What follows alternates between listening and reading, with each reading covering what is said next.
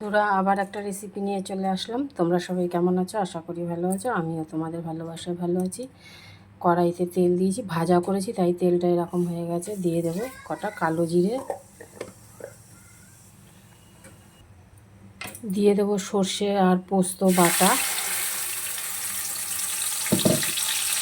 দিয়ে একটু নেড়ে এবার দিয়ে দেবো লঙ্কা বাটা, কাঁচা পাকা লঙ্কা বাটা, একটু ঝালঝালি করবো তাই 3 চামচ দিলাম। দিয়ে আবার একটু এবার দিয়ে দেবো হলুদ,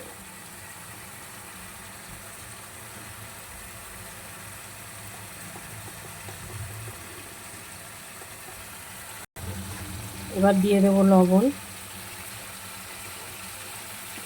আর দিয়ে দেবো ঝিঙেটা দিয়ে আবার একটু কষিয়ে নিই। মশলা কষানো হয়ে গেছে দেখো বন্ধুরা। এবার দিয়ে দেবো জল।